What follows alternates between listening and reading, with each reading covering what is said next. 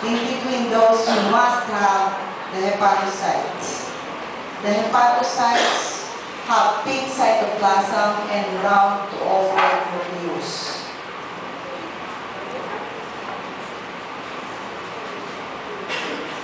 So here you see some hepatocytes.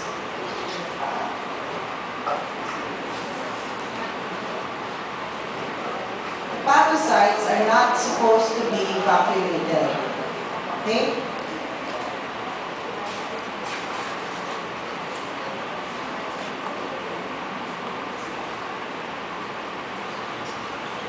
Doon ko naman maghawak.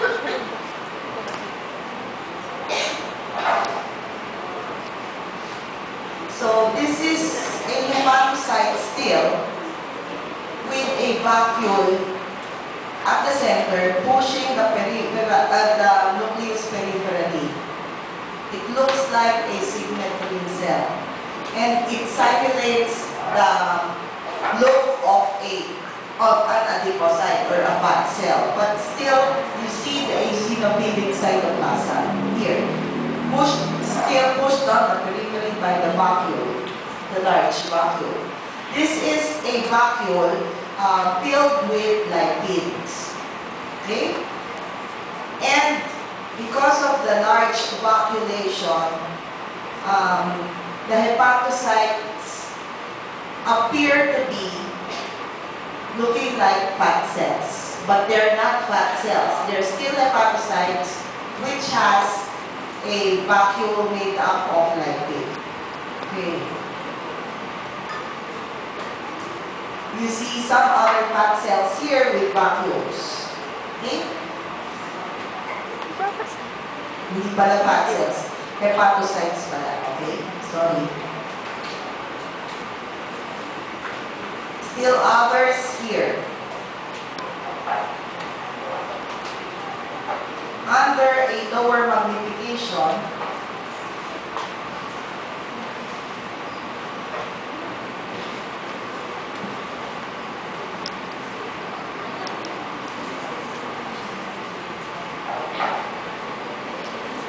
you will see these hepatocytes with vacuolations like this.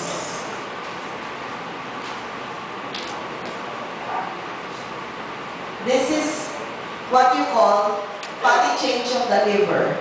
As a result of the accumulation of lipids in the hepatocytes, you may have an enlargement of the organ as well because of the increase in the lipids stored in some hepatocytes. So the prostate or liver may look bigger and more yellowish than normal because of the lipid accumulation. Microscopically, you will see the lipids as clear vacuoles in the hepatocytes. That's fatty liver. It's a form of reversible injury, meaning that it can revert back to normal if the pathologic stimulus has been removed. So these vacuolations may be processed by the body and may disappear if the patient undergoes proper dietary control. That's fatty change of the liver. That's a favorite in the practical examinations because it's only one of two reversible injury examples which can be seen microscopically. The other one will be the swollen proximal tubules, which you saw in your SGBs.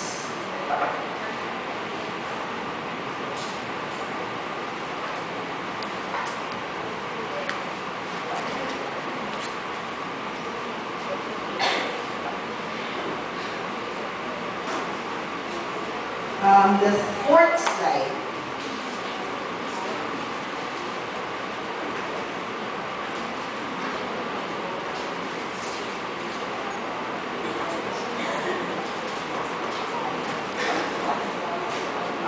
What organ is this? Or what structure? What structure is this? That's the lymph node. You have the cortex and the medulla here. The capsule you have over here. Okay?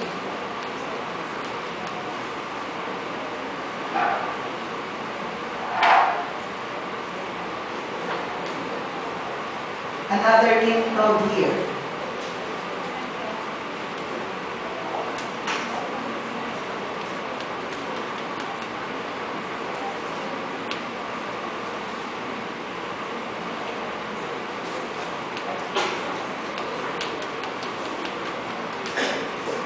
Actually, this is not a lymph node.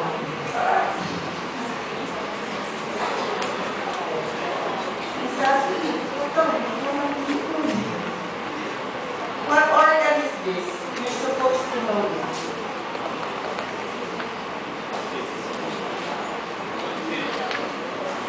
You're right. This is the palatine tonsil. You have a stratified squamous epithelial lining here. And you have a nodular lymphoid stroma and drainage. Okay?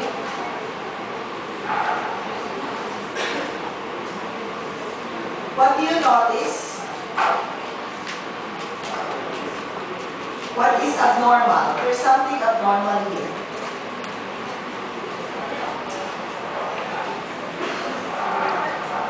You have enlarged germinal centers and there are many germinal centers, right? So this is actually an increase in the number of germinal centers and due to the increase in the cells in those germinal centers. So this is a form of hyperplasia.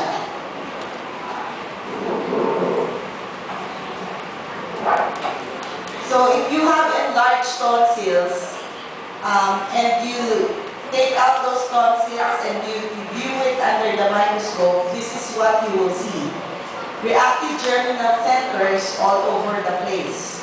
Numerous reactive germinal centers. That's because of the hyperplasia of the B cells. So you see lots of light staining germinal centers there.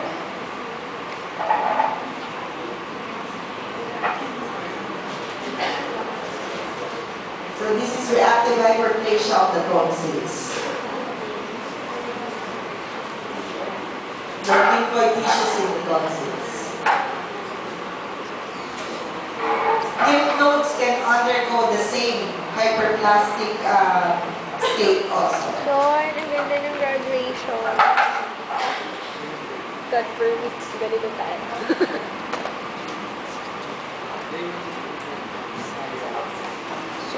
The next slide is GUT06-3, coming from what organ?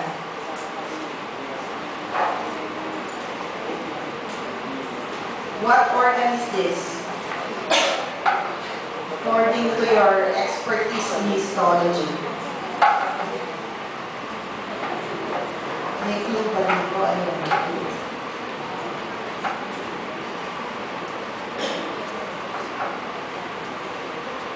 Ang code ng slide, GUT.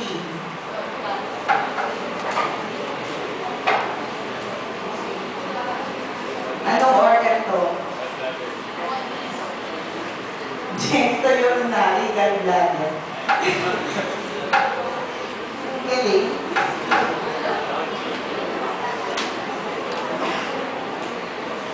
Yan yung clue. So this is the prostate gland. That's a prostatic conversion.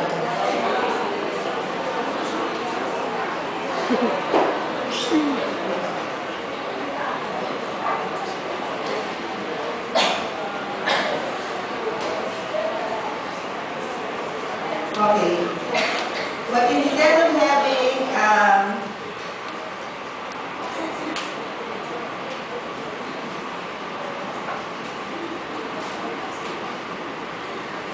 the normal amount of glands in the prostate, you have here several glands and numerous glands, or an increase in the number of glands.